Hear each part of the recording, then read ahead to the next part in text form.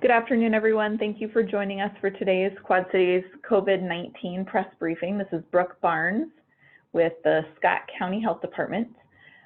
Today with us we have Janet Hill with the Rock Island County Health Department, and we also have Ed Rivers with the Scott County Health Department. Both Ed and Janet have prepared information for you, and then from there we will go to questions in the chat box, so please feel free to type in there and we will conclude the briefing once we've answered your questions. So Janet, why don't we go ahead and start out with your numbers as well as your statements for today.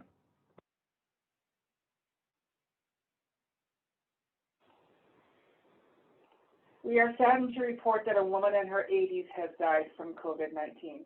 Her death is the 28th in the county due to the virus. We also have 3 new cases for a total of 725. That's 3 new cases, 725. 4 patients currently are in the hospital. I want to talk to you about another diaper drive that we're doing. It will be held next Tuesday. This special drive-through event is from 1 to 3 p.m. Tuesday, June 9th at the Rock Island County Health Department, which is 2112 25th Avenue in Rock Island. Families can receive 50 diapers per child from Loving Bottoms Diaper Bank and Heine Heroes. Loving Bottoms is in Galesburg and Heine Heroes is a Quad City-based organization. They are hoping to bring 20,000 diapers to give away, and they also plan to have at least 100 menstrual packs to give away. This event is for Rock Island County residents, but a similar one will be announced for Scott County residents soon. Diapers strain the finances of many families, even in non-COVID-19 times. According to Heine Heroes, 1 in 3 families reports to have a diaper need.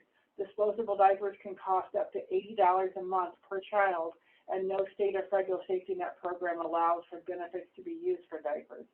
Heine Heroes offers help to local families through the generosity of others. If you wish to donate to this 501c3 organization, you can visit their website at HeineHeroes.com, HeineHeroes.com, and all donations are tax exempt. Thanks. Thanks, Janet. Next, we'll hear from Ed Rivers. So Ed, please go ahead with your numbers as well as your planned statement for today.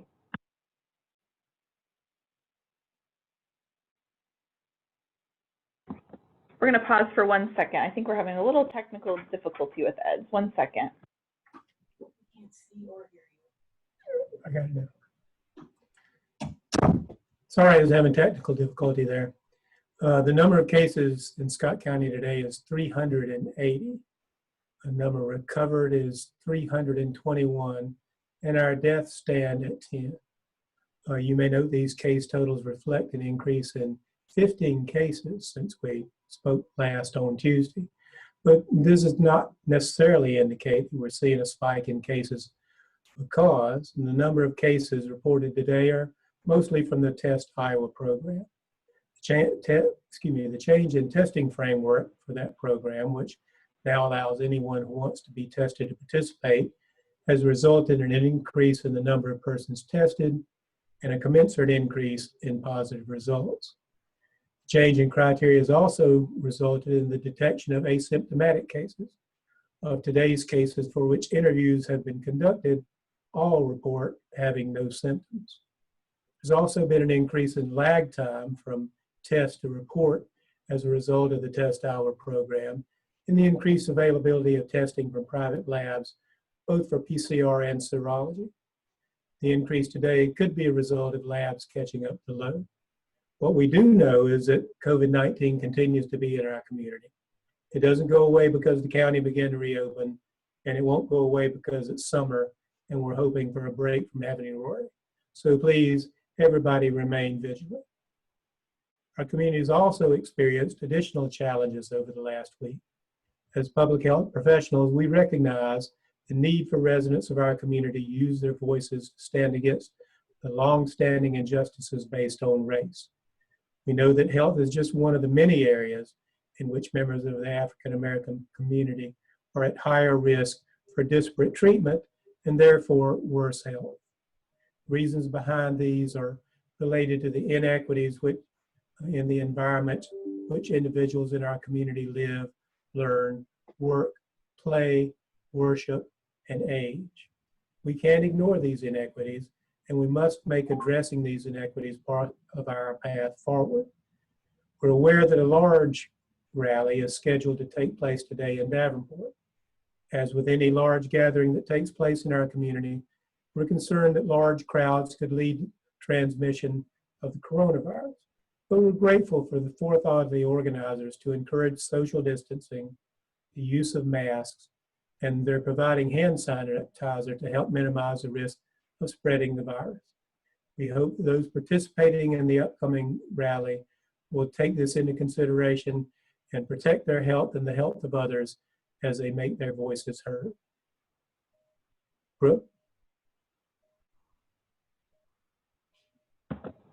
Okay, thank you both Ed and Janet for your information today. We will now leave a minute here for any questions that you have in the chat function, and we will answer those as best we can.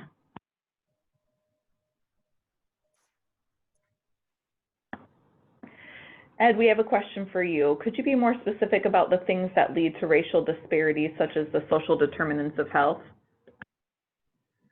I think we're all aware that the African American community faces many challenges, not the least of which is the social determinants of health that relate to the places where they live, where they work. We've all heard about the Tyson outbreaks. Other things in the community, for example, we've been working on the lead program in Davenport. It's just the built environment, the challenges they face in everyday life that lead them to having worse health outcomes.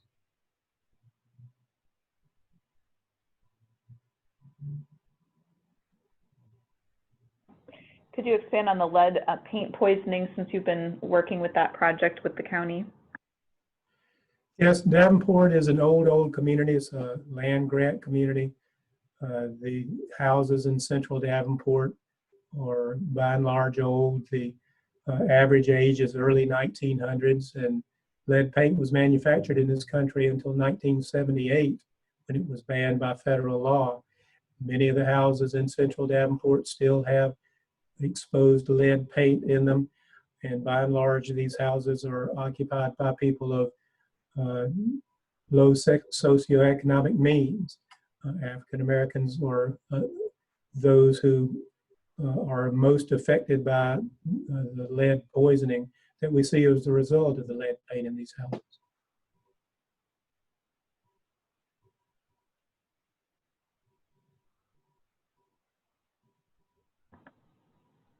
Okay, it doesn't appear that we have any other questions for Ed or Janet at this time. So again, we appreciate everyone joining us today. Thank you both, Ed and Janet. I'm trying not to say Nita, so I apologize for stumbling, for joining us again today and sharing those messages. We do anticipate having another briefing next Tuesday at 3:30, so please be looking for that additional information to come to you via email. Thank you all and have a nice night and weekend.